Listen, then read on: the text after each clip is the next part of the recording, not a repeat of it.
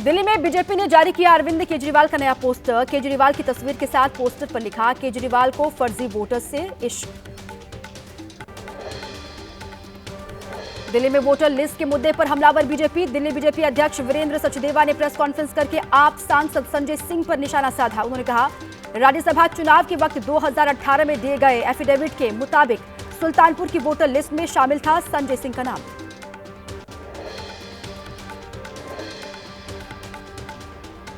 केंद्रीय कृषि मंत्री शिवराज सिंह चौहान ने दिल्ली की सीएम आतिशी को लिखी चिट्ठी। दिल्ली के किसानों का उठाया मुद्दा, लिखा, दिल्ली में किसानों के प्रति उदासीन है आम आदमी पार्टी की सरकार। पूर्व सीएम अरविंद केजरीवाल ने भी किसानों के साथ किया धोखा।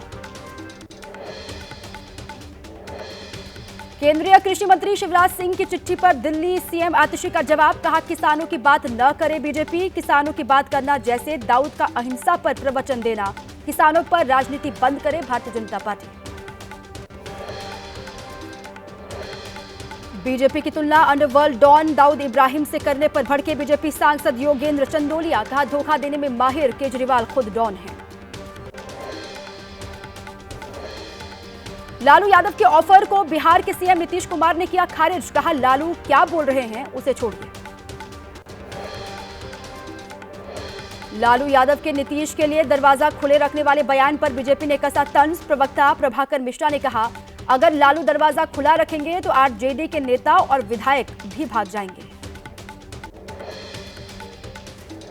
लालू यादव ने कहा था, नीतीश के लिए हमारा दरवाजा खुला है, नीतीश को भी अपना दरवाजा खोलकर रखना चाहिए। नीतीश आएंगे तो साथ लेंगे। नीतीश हमेशा भाग कर जाते हैं, लेकिन हम उन्हें माफ कर देंगे। कांग्रेस ने भी नीतीश पर लालू यादव के बयान का समर्थन किया। कांग्रेस विधायक शकील अहमद खान ने कहा, गोडसे की विचारधारा वालों को छोड़कर नीतीश गांधीवादी विचारधारा वालों के साथ आए तो उनका स्वागत है। लालू यादव के नीतीश कुमार को लेकर दिए गए बयान से तेजस्वी यादव ने किया किनारा। बोले, पत्रकार हर दिन कुछ ना कुछ पूछते रहते हैं, आप लोगों को ठंडा रखने के लिए ऐसा बोला गया। बिहार के डिप्टी सीएम सम्राट चौधरी ने लालू यादव पर निशाना साधा। उन्होंने कहा, डरी हुई है लालू यादव की पार्टी, एनडीए के लोग लालू को हराएंगे। लखनऊ में अखिलेश यादव के आवास के बाहर एसपी कार्यकर्ता ने लगवाया पोस्टर। नए साल की बधाई के साथ लिखा, एसपी के राज में बुलडोजर जाएगा गैराज। बुलडोजर में नहीं रह गया कोई दम, साइकिल दिखाएगी 27 में दम।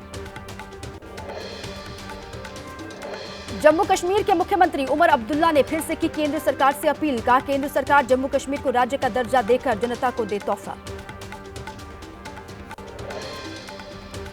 आरिफ मोहम्मद खान ने बिहार के राज्यपाल के तौर पर शपथ ली। पटना हाईकोर्ट के चीफ जस्टिस ने दिलाई शपथ। बिहार के 42वें गवर्नर बने आरिफ मोहम्मद खान। शतरंज के विश्व champion grand master D Gukesh ने अदानी समूह के चेयरमैन गौतम अदानी से मुलाकात की। गौतम अदानी ने भारतीय ग्रैंड मास्टर की उनकी शानदार उपलब्धि के लिए जमकर तारीफ की। गौतम अदानी ने लिखा एक्स पर, मौजूदा विश्व शतरंज चैंपियन डी गुकेश से मिलना और उनकी विजय गाथा सुनना अत्यंत सौभाग्य की बात थी।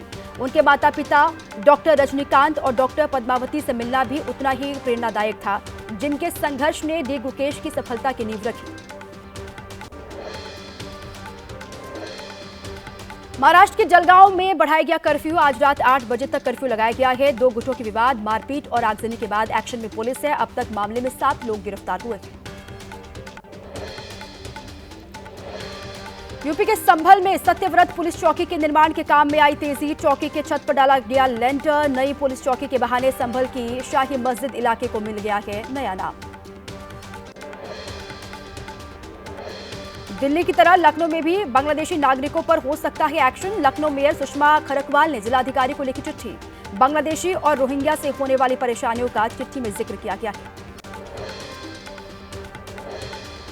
दिल्ली पुलिस ने एक और बांग्लादेशी को डिपोर्ट किया। वसंत कुंज इलाके में अवैध रूप से रह रहा था मोहम्मद बबलू। बांग्लादेश के दिमरा गांव भेजा गया वापस। बांग्लादेशी घुसपैठियों के खिलाफ एक्शन तेज। दिल्ली पुलिस ने एक्टिव किया बांग्लादेश सेल। 2 दशक पहले बना था ये सेल। बांग्लादेशी भाषा के जानकार पुलिस कर्मियों की तैनाती। दिल्ली में अवैध बांग्लादेशियों पर पुलिस की कार्रवाई जारी है। कल 11 बांग्लादेशी नागरिकों को पकड़ा गया। 3 दिन में 30 बांग्लादेशियों को डिपोर्ट कर चुकी है दिल्ली पुलिस। पश्चिम बंगाल के पूर्व मेदिनीपुर में बांग्लादेशी हिंदुओं पर हमले के विरोध में बीजेपी का प्रोटेस्ट। बीजेपी नेता शुभेंदु अधिकारी के नेतृत्व में बांग्लादेश के विरोध में की गई नारेबाजी। अजमेर दरगाह पर विवाद के बीच पीएम मोदी आज ख्वाजा मोइनुद्दीन चिश्ती के उर्स के मौके पर भेजेंगे चादर। पीएम की ओर से भेजी जाने वाली चादर 4 जनवरी को मजार पर चढ़ाई जाएगी। सनातन धर्म रक्षा संघ का पीएम मोदी को पत्र। अजमेर दरगाह के लिए चादर नहीं भेजने की पीएम से की गई है अपील। कहा गया कि चादर नहीं भेजना राष्ट्रहित में होगा फायदेमंद। एबीपी न्यूज से एआईएमआईएम चीफ असदुद्दीन ओवैसी बोले, मंदिर मस्जिद, लव जिहाद, यूसीसी और वक्फ बोर्ड जैसे मुद्दे आरएसएस के इशारे पर उठाए जा रहे हैं। वक्फ कानून को लेकर फिर बोले एआईएमआईएम प्रमुख असदुद्दीन ओवैसी। नेशनल इस्लामिक प्रतियोगिता के कार्यक्रम में कहा, अगर वक्फ कानून बन गया तो न सुन्नी के पास कुछ बचेगा न शिया के पास, हुकूमत सब छीन लेगी। पश्चिम बंगाल के डायमंड हार्बर सीट से टीएमसी सांसद अभिषेक बनर्जी ने सेवा आश्रय मेडिकल कैंप का उद्घाटन किया। 7 विधानसभा इलाकों में 1200 डॉक्टर्स की टीम 28 लाख से ज्यादा लोगों का इलाज करेगी।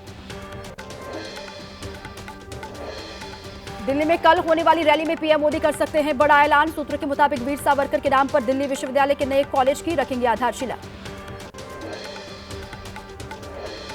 रोजगार पर जारी आरबीआई के डेटा पर बोले केंद्रीय मंत्री मनसुख मंडाविया। बताया, पीएम मोदी के नेतृत्व वाली एनडीए की सरकार में साल 2014 से 24 तक 17 करोड़ 6 लाख लोगों को दिया गया रोजगार। पिछले एक साल में 4.9 करोड़ लोगों को रोजगार मिला है। आरबीआई ने अपने डेटा में कहा था, साल 2004 से 2014 तक 2.9 करोड़ लोगों को रोजगार मिला।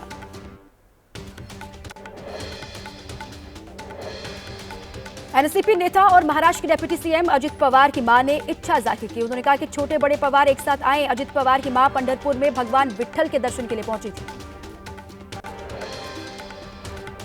प्रफुल्ल पटेल ने शरद पवार को बताया भगवान। अजित पवार की मां के बयान का भी समर्थन किया। बोले, अगर अजित और शरद साथ आते हैं तो खुशी होगी।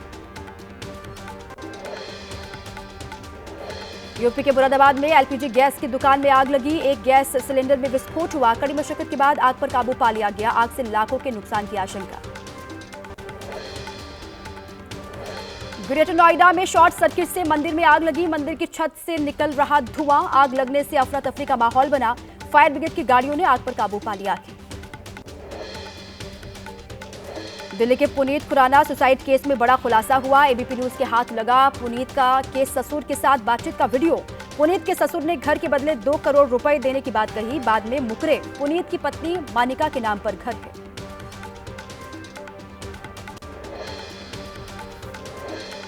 यूपी के श्रावस्ती में नकली नोट के धंधे का भंडाफोड़ हुआ। मदरसे में छापे जा रहे थे नकली नोट। आरोपियों ने मार्केट में खपाए 100 और 500 के नकली नोट। यूपी के लखीमपुर खीरी में बीजेपी विधायक सौरभ सिंह सोनू पर 2 युवकों ने फायरिंग की। दोनों युवकों को विधायक ने घर के पास शराब पीने से मना किया था। मामले में पुलिस ने 3 लोगों को गिरफ्तार किया है। नागपुर में इंजीनियर के छात्र ने अपने मां बाप का मर्डर किया। 26 दिसंबर से घर में ही पड़ी रही दोनों की लाश। आरोपी ने बहन को बताया था कि माता पिता मेडिटेशन के लिए गए हैं। पुलिस के मुताबिक परीक्षा में बार बार फेल होने पर मां बाप दूसरे कॉलेज में एडमिशन का दबाव डाल रहे थे। महाराष्ट्र के नागपुर में पुलिस ने जब्त किया 41 लाख से ज्यादा का कैश। मामले में 2 लोगों को गिरफ्तार किया गया है। पुलिस को हवाला के पैसे होने की आशंका है। पकड़े गए दोनों मध्य प्रदेश के रहने वाले। राजस्थान के दौसा में दिल्ली मुंबई एक्सप्रेसवे पर घने कोहरे में हादसा हुआ। बस ने ट्रक को मारी टक्कर। हादसे में 20 से ज्यादा यात्री घायल हुए हैं। सभी घायलों को अस्पताल में शिफ्ट किया गया। कुपवाड़ा में भी जमकर हो रही है बर्फबारी। इलाके में गिरी 1 फीट बर्फ। चांदी की तरह चमक रही घाटी। लोग घरों में कैद हो गए हैं। सड़कों पर भी बर्फ जमने से यातायात प्रभावित हुआ। जम्मू कश्मीर के गांदरबल में भारी बर्फबारी। सोनमर्ग, जोजिला, बलताल में बर्फ से ढके पूरे इलाके। किसानों और फल व्यापारियों के खिले चेहरे।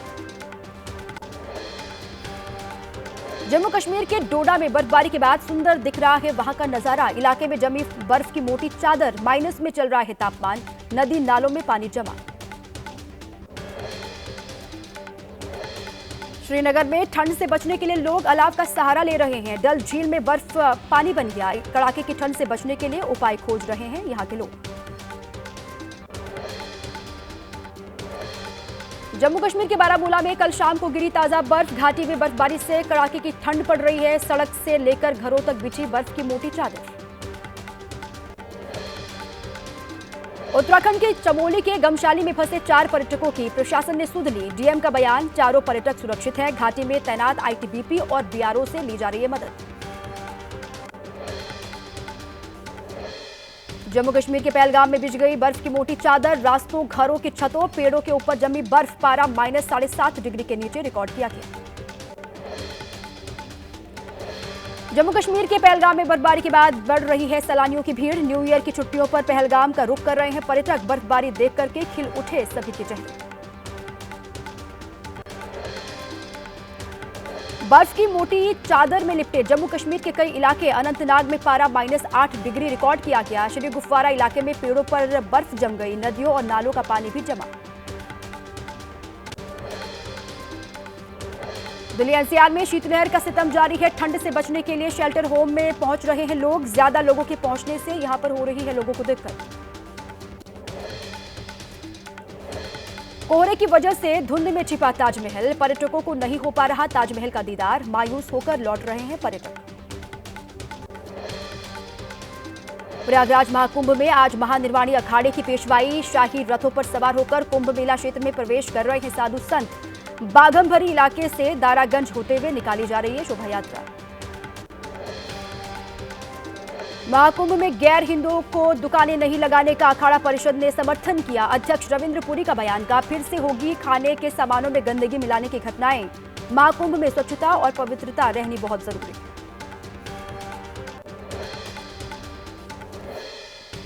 महाकुंभ में घाटों के आसपास तैनात रहेंगी फायर सेफ्टी बोट। भीड़भाड़ वाले इलाकों में आग लगने की घटना के बाद फौरन एक्शन लिया जाएगा। नदी से पानी लेकर 50 मीटर तक के इलाके को बुझा पाएगी आग। नासिक में शिरडी साई मंदिर में जम्मू कश्मीर के मूल निवासी परिवार ने भेंट किया सोने का हार। नए साल के पहले दिन शिरडी साई चरण को 13 लाख से ज्यादा का हार चढ़ाया गया। आंध्र प्रदेश के तिरुमाला के तिरुपति मंदिर में 5 किलो गोल्ड पहनकर पहुंचे तेलंगाना ओलंपिक संघ के संयुक्त सचिव कोंडा विजय कुमार। करीब 4 करोड़ रुपए का गोल्ड पहने विजय कुमार लोगों के बीच बने आकर्षण का केंद्र।